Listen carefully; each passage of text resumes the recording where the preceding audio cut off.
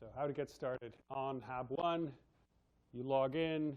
Everybody managed to log in, sees Hab1, sees the assignment. I got your assignment on there, so everything should be sitting there. And you can navigate to like week 1, assignment 1. And so first thing you do is double click on this and go me number, and then shift enter, and those appear. Right, so you can actually fix the little text cells as well. And as you can see, I tried to put in things like who made it, right? I modified something that Viviana Acquaviva made. We put the learning goals in, like what are we trying to teach you for each module? And then any summary or any links that you want to use. And so this is sort of the back in the day moment for me. In Python, you could usually, like myprogram.py, you just type in the command line Python myprogram.py, and that's executing everything that's in there. That's one way to run Python. Yeah? I don't know, I'm just really counting on somebody nodding. And so that's one way to run Python code, and that's sort of how you ran Python code for the longest time. But we use these Jupyter notebooks because we can interspace them with easy to read and actually formatable text and links and all that good stuff. And then you can execute them using this little, either shift enter or the little go button up there. And so use cells. And so each of these things, this is a markdown cell, and then you have below that, you start getting, this is a code cell. And if you want Python to do anything, you import modules. You say, OK, I want you to know math. I want you at this point to know large data sets math, or I want you to know plot tools. So you say import the math module.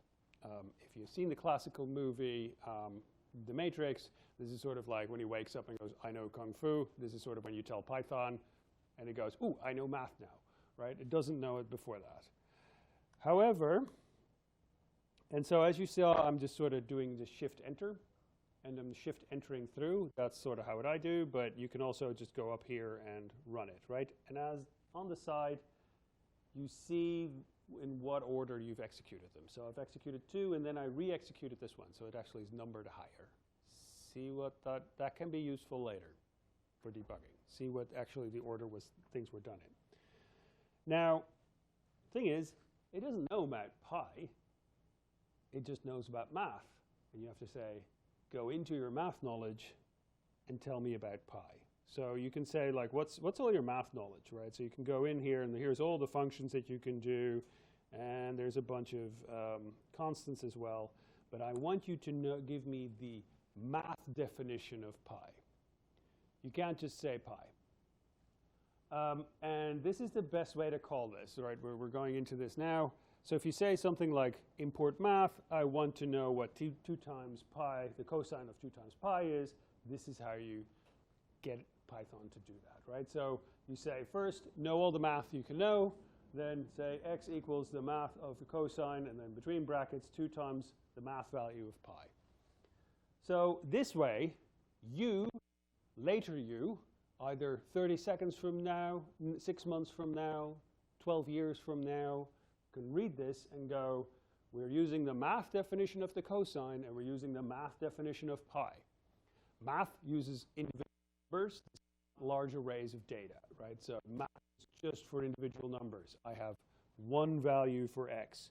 So once again, I'm doing shift enter, and I'm getting the value for x 1.0, right? It's 1. Yeah, roll. I check everybody's faces for pounds because, if this is, and so another way to do this is to literally go, for math, give me everything. I am not a big fan of this for the following reason. I can now do x equals cosine 2 times pi. Well, that's less typing. I like that because I've gotten everything out of pi, and I don't have to explicitly say use the math version of pi. That says, oh, this is great, but lazy coding will get back to you later. Because now you don't explicitly say which function this is. And neither does Python. So it might go, might use the NumPy version. There are other versions of the cosine. If you import other packages, you have no way of knowing which one's being applied here. You can do this, again, nice, quick, and also dirty. So quick and dirty coding, it exists, it's allowed by the code, because there's a sort of underlying assumption that you know what you're doing. So you can get things like, you can just use it as a calculator. You can do, for example, the log, but here's like do a log. This is the natural log, and you can get the 10 base log. And then as soon as you do a different package like NumPy, you can also get that particular definition of log, right? So I can say math log 10. Let's type that in and do 10.5 down here as well. It doesn't know because it needs 2 arguments, right? So it needs base 10 and then 10.5. Is that it? Math log 10 takes 1 argument, 2 given. Oops, so there we go. And does the same thing there, right? So of course they're agreeing because I'm giving them the same input, right? But there is also a different way to do this with like where you just ask for the not just base 10, but there is a non-base 10 version. What I was getting at is that, sure, these things should agree, right? It shouldn't be too bad, but in the word should are horrible, horrible things going wrong later. Because NumPy is okay dealing with a list of numbers, and math isn't. Math is expecting 1 number. That's it. So math is for the calculator, NumPy is for the data, roughly. Okay. But you can get help. So you can say like, okay, type in help math.log, and it's like, give me the built-in function log module does this base math e. I'm like, okay, so that's the natural log, and if I do base times 10, that is the 10 base log. So if you can't quite remember it, you don't have to even, you can just literally type in help this particular command, just making sure that's the right one. Okay. The dire warning is that import everything, or import even individual things like that, should be used sparingly. Because you don't, now in this one cell, you know where cosine and pi came from, but 3 cells down, you have no clue anymore. And especially if you have imported 2 different modules who both have a definition of cosine and pi, for example. So my recommendation, everybody else's recommendation, is to do it like this. It's work to type in NumPy every time. So we just, literally everyone I know imports NumPy as NP. And so it's NP cosine NP pi. There you go. And you import math. Honestly, we just say math.py. And then matplotlib pyplop splt. Like, I swear these are the 2 things that I put in at the top of every code. Like, that's the shorthand for these things. But I do have to execute them because otherwise it doesn't know about it. So you can actually use tab in order to see all the possible completions, right? So you can do, let's see, I'll give myself an extra cell here, NumPy log, and then use tab. Loads, load text, log 10, log 1p, log 2 is like, oh, okay, that's way more than I thought that would be. But you can actually find the right expression. So there's lots of tools already in the box, right? There's lots of math tools. If you have to compute a cosine, if you have to get the value of pi, this is already in there. Or you can do the directory of the math, and it gives you all the possible things that are in there. This is useful if you're trying to play with a new module.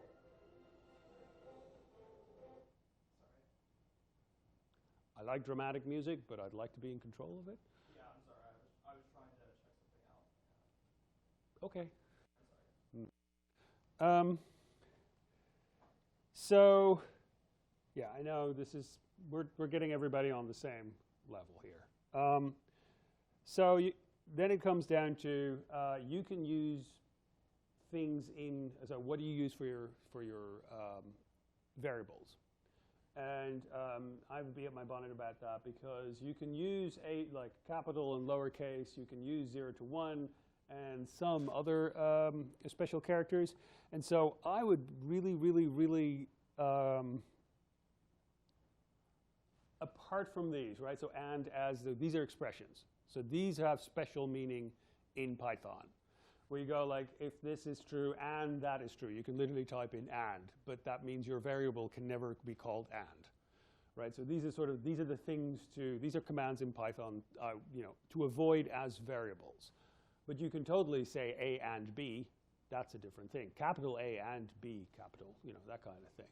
If you're trying to remind yourself what a particular variable is, especially lambda, which is defining a function. So those are the things that you should avoid. But everything else, here's our engineer going with x is 1.0, right? Back to all my variables in my math classes were x, so I'll just define it as an x. I say this, and then invariably there's an engineer in the room, and they go, we don't do this, okay? Those are the people we don't let build bridges. But my variable is just as descriptive, to be honest. You might as well call it Bob, right? There is nothing that tells me what this thing is. So I always try to help my own brain later to go say, this is mass, this is temperature in like T underscore in underscore Kelvin, to make sure that, oh yeah, that's the one in Kelvin, right? I haven't converted it to Fahrenheit yet. So you actually use the variable name to descriptively tell you what it is. But you can also have Python tell you what kind of thing it is, right? So you can say, what type is the variable x? It's a float, because here I put a decimal point in, so it's a float. So it has precision beyond integers. So as soon as you define these things, it goes, this one's a float, that's a float. You don't have to say that anywhere. If you code in C, for example, you have to put that in. You have to say, this is a float. You have to define the variables first. As soon as you define it with a value, it makes a good guess to what it is. If I remove the decimal point, it goes, well, that's an int. I'm not going to assign more memory than I need. You've just given me just 1. There's no decimal point, so I don't have to remember anything beyond a decimal point. There isn't any. See where this goes? As soon as you start forgetting decimal points, things are int, and then if you feed it to a function that goes, well, I was expecting a float. I'm sorry, I'm just going to throw an error. So when you give it a number, when you give it a value, that's also when you define what kind of value it is, what kind of variable it is. This is not a bug. This is a feature of Python. You'll hear me say, it's not a bug, it's a feature. It was a conscious decision to do it this way. However, if you don't fail to go, actually, I should just make everything a float unless otherwise defined, then make sure that you put a decimal point there. Always a fun one. This is what I liked about Python when I started using it. Name y is not defined. It actually gives me an English error code rather than C, which just goes core dump, blows a raspberry, and melts the computer. So name y is like, oh, I never told you what this variable is, right? So you can go back and go like, oh, yeah, no, never told them that. So pretty reasonably English error code, but it'll throw an error, right? It's a name error. Here you go. It's like even the kind of error that you've just done. Okay, so if I do an integer, it says an integer. If I put a decimal point in there, it's a float. And now my third one, Booleans. Who has heard of Booleans in math class or something? Yeah, okay, it's always half the class. Doesn't matter how many people are in there. Three people, 2 people, hands up. Booleans is yes, is true or false. This is the true or false, not truth or dare, true or false game, where you go, this is now currently a value that's true. This is a statement that holds. This is the power is on, a lot of your data is actually Boolean. You know, if you get all the information from a measuring device, for example, there's the temperature, there's the thing that you're trying to measure, and then it's like, is this on? Yes. Is this on? Yes. Is this on? Yes. Is this on? Yes. That's a whole series of variables that are all true or false, right? So you also can have math expressions that hit true or false. Your variable is larger than this critical threshold. The temperature is higher than X, therefore disregard the measurement, that kind of thing. Those are mathematical statements which end up in a Boolean, which can be true or false. And so as you note here, if it's green, it has a special meaning in Python. Yeah? I mean, the color coding helps here. It's such ingrained into the whole thing that I actually start skating over it. But actually, the color coding helps you here. To the point that if you make me code in something that doesn't have the automatic color coding, I'll just, like, I don't know why this is not working. It's like, oh yeah, mistyped true. So the type is a bool for both of them. And so we can have things where we start using operators. These are the operators on numbers. So we can do things like we can add them together, we can subtract them, we can divide them, right? And as soon as you get something that is actually a float, it will start saving it as a float. But it's better to go like, well, if it's something that doesn't need to be a float, it will keep sticking it in an int. So here you go. If I put a decimal point in there, it actually throws out a float because, hey, one of the participants in my operation was a float already. So I'm just taking this as broad as I can, just in case this thing starts having integers, numbers after the decimal. So even though, it's integer division. So, oh yeah, here's the one that we use. Power operators, like this is 2 to the power 2, 10 to the power, whatever. This is one that you end up using a fair bit. At least I do. I never use that one up here. Sometimes you do, sometimes you don't use the operator at all. Okay, so if you have Boolean values, this statement is true, that toggle is on, that toggle is off, then disregard next, right? So then do this. So these are for logical gates, for logical statements. It sounds simple. It's the hardest thing to map out if you've got a new problem, because you have to go, if this is true, and then the next thing, it has to be this or this, then it sort of has to be nested.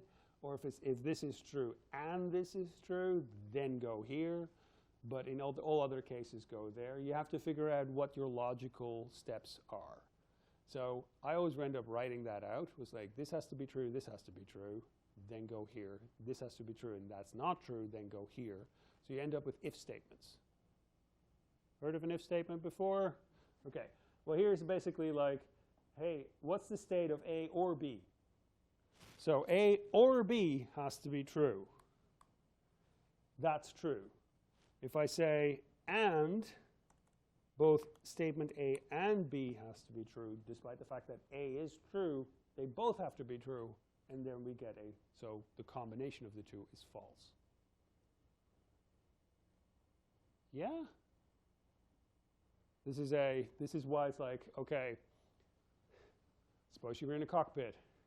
There's a thing like flaps are down, landing gear is down. For both of them to happen, you're allowed to go below 500 feet by the automatic pilot. The automatic pilot has a little statement like this here, where flaps is true, but landing gear is false. It goes, nope, both of them have to be true, right? I won't let you go below 500 feet. That's the kind of statement that's doing that. Okay? All right. Then we get to the last sort of basic data for Python. So we've had ints, we have floats, we have booleans. So basically we can say something that is an integer, we can have something that has like decimals behind the decimal point, numbers behind the decimal point, so a fraction of something. And then we have something that's true or false. And the last one, of course, is text. So text is also data, and strings are essentially a list of characters. So there's a list of like H is in position 1, E is in position 2, L is in position 3. But the way we start counting in Python, this is position 0. First one is position 0. If you have a programming language, it either starts at 0 counting anything in an array or anything in a list or anything in a string, or at 0. So you've got 0 or you've got 1. And I think 1 is the things like, so 0 starts, like C starts at 0, Python starts at 0, Perl starts at 0. I think that's it. Yeah, all the C, and these are all the C family. So basically all of them are pretty related. Bits of Python are coded in C. So they're all sort of have the same convention. And then Fortran starts at 1. And everything that's sort of Fortran, IDL, like that's that family. So of course we have both, right? And so you just have people swapping from back and forth, and they start wondering why they're, everything in their array is offset by 1, because you start counting at the wrong space. Okay, we'll do this now. This is a string. It's a list of characters. This is the famous hello world, right? How do I print hello world? Here's the type it is, like it's a string. How many characters are in there? 11. And then I can, for example, there are particular string operators. So I can do things like, hey, if you got the word world in there, I can replace it with test, and I can print it, right? So the other thing that you can do is print and use parentheses. So honestly, the biggest change from Python 2 to Python 3 was that for every print statement, use parentheses. That's it. There are a bunch of other things, but honestly, that was the thing that all my code just sort of coughed itself on. And so you can change and operate on text. Now you go like, where's physicists? There's never going to be any text. There's always going to be text. If you have data points, for example, there's one column that's comments by the observer. Or, for example, just name, like who was doing the lab at that particular time, right? That's a string. So you want to be able to parse and see, like, hey, all these points are off by 1. Oh, if I color it by who observed it, like that person is off by that little bit. So strings are useful, and you can slice them. So you can actually ask for, the first one in hello world. And that's E. But if I go, what's the 0th one? That's an H, right? So that's where we start counting. We can go, we want everything up to 4, or we can start at 4 and keep going. So you can slice things, and you can say also things like you can split it over a space or a tab or something like that. So you can actually start parsing text files and turn them into data. This is the part that I find the funniest. You can actually count, to the other side. So basically, if you go below 0, you basically end at the end of the string. So I can start at -1, and I get the last value. This is super useful if you're just trying to get, does everybody's name end on an A, for example? You can test that kind of thing quite quickly with this. Or you can just get the last ones. So you can do start and stop, but you don't even have to. You can just go, this is the same as this. You don't even have to say start or stop values. Same thing for the end. And you can just say, like, well, if I want everything, that's the same thing. Let's see. You can say the step size. So I can do 100, right? So I can step through my string in steps of 2. Oh, I just did it below that. You can even do 3, for example. So you can step through text in steps of 3. So you can just write your own encryption code that way, right? You just step through with a step that you told your friend, right? Just verbally, oh, we step through in like steps of 4, and then just write gibberish, but every other 4th letter is actually part of your communication. Everything else is random. That's encryption. That's it. Of course, somebody's going to figure that out, right? You can just sort of step through 0 to 26 or something, and then you're going to go like, oh, that's English. So there you go. It's not very good encryption, but it's already better than none at all. And so now we do our exercises where we define the variable supercalifragilisticexpialidocious. Vivianne's a big fan of Mary Poppins. Thank you. I was like, the woman with the umbrella that's flying. I was like, yeah, this is not going to go anywhere. And so check that the variable type is a string. Print out every third letter starting from U. So starting here, and then step through it, every third letter, and find the length of the result. So you have to stick it into a variable again. Here you go. You've got everything up there. We were working on the string supercalifragilisticexpialidocious, and then we're going to go from there. Yeah? Okay, I'll be bouncing around. We have half an hour to do this, and we have Friday to do this. No rush, but let's get started. So log into tab 1, and we can get started on that.